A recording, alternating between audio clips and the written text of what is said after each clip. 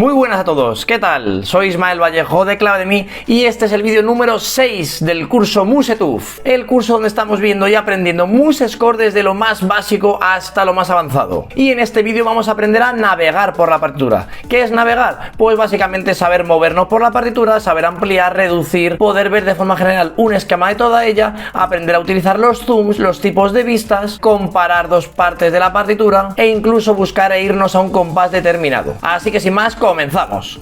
Muy bien, en este caso, en vez de crear una partitura de cero, he preferido abrir una partitura que ya tenía y que ocupa varias páginas, de forma que sea mucho más sencillo explicar la navegación a través de ella. Y vamos a empezar por lo más básico de todo, y es cómo me puedo mover entre las diferentes páginas de esta partitura. Bien, la forma más sencilla es hacer clic en cualquier lugar vacío y sin soltar mover el ratón hacia un lado o hacia otro. De esa forma lo que haremos será ir poco a poco navegando por la partitura. Como veis, me voy desplazando según hago clic y dejo pulsado por toda la partitura. Igualmente, si me quiero desplazar hacia arriba o hacia abajo, lo podemos hacer mediante el ratón, concretamente con el scroll, con la rueda del ratón. Si según está voy girando la rueda del ratón, vemos que vamos hacia arriba o hacia abajo. Y si queremos ir hacia izquierda o hacia derecha, basta con pulsar la tecla Shift o Mayús. De esa forma nos desplazaríamos para la izquierda o para la derecha.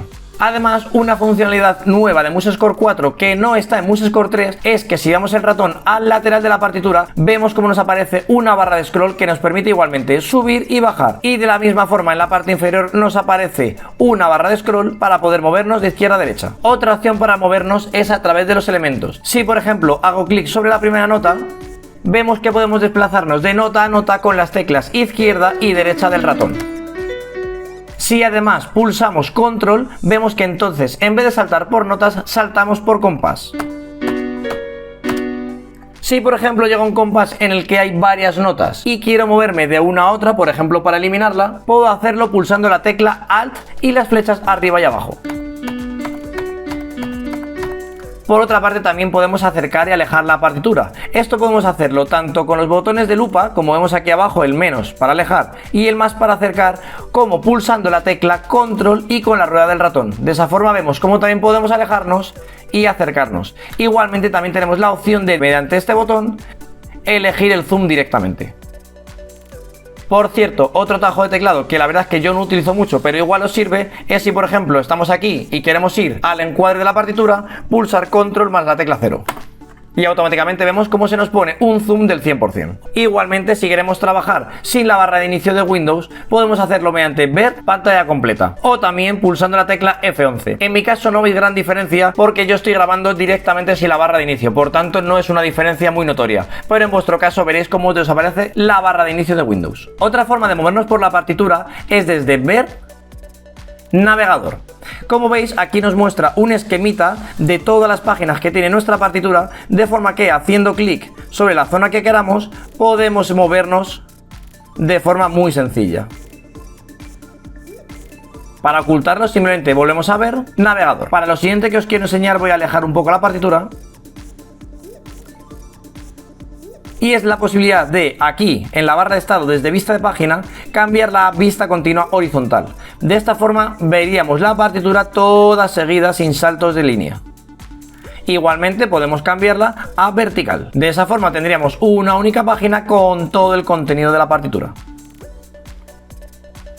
Por último, comentaros que también tenemos un buscador rápido que, aunque yo personalmente no lo utilizo mucho, sí me gustaría que por lo menos supieseis que existe. Y es desde editar, encontrar, ir a, o en el caso de MuseScore 3, buscar, nos aparece un pequeño diálogo de búsqueda. Aquí, por ejemplo, si nos quisiésemos ir al compás 80, sería tan sencillo como escribir un 80 y automáticamente nos lleva a ese compás. Por otra parte, si por ejemplo quisiésemos ir a la página 6, podríamos poner P6 y automáticamente nos lleva a la página 6. La última posibilidad que tenemos es escribiendo R y un número de ensayo o directamente el nombre del ensayo que nos lleve a la parte de la página donde tengamos ese nombre de ensayo. De los ensayos no os preocupéis, que hablaremos en próximos vídeos. Por la parte de MuseScore 3, simplemente comentaros una funcionalidad que ya no se ha llevado a MuseScore 4, pero que igual para los que uséis esta versión os puede resultar útil. Y es desde ver, documentos adyacentes, podemos tener a la vez abiertos dos ficheros. Si ajustamos un poco aquí, a mitad y mitad, incluso podemos ver dos partes de la misma partitura. Podemos movernos por una